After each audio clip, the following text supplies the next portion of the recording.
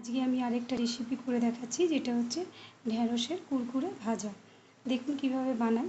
এটার জন্য লাগবে ঢ্যাঁড়স। এরকম সরু সরু করে আগের থেকে ধুয়ে কেটে ভালো করে শুকনো করে নিতে হবে। তারপরে এরকম সরু সরু চারফালি করে কেটে রাখতে হবে। এবার আমি কিভাবে ডাস্টিংটা এটার উপরে বানাবো সেটা দেখুন।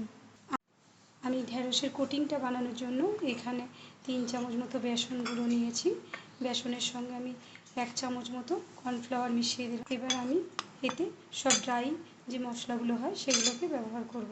কিছুটা জিরে গুঁড়ো ভেজে রেখে দিয়েছিলাম, ভাজা জিরে গুঁড়োটা দিয়ে দেবো, 1 চামচ মতন দেবো।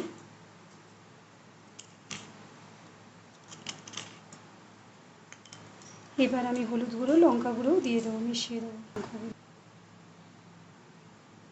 এটা মিশিয়ে নেবো ভালো করে। আর এতে আমি দেবো আমচুর পাউডার 1 চামচ মতো।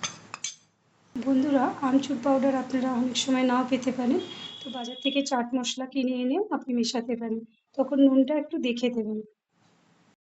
আমি এখানে আমচুর পাউডারটা মিশিয়ে দেবো, আমি পুরোটাই দিয়ে দিলাম।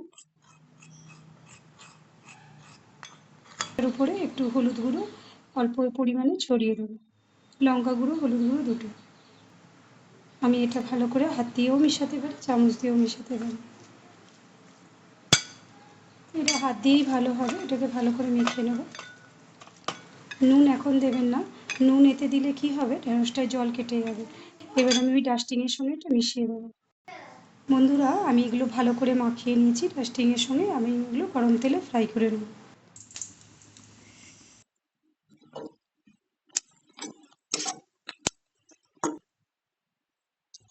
এটা ভাজা হয়ে যাবে, জাস্ট এটা ভাজাই, আর কিছু করার নেই।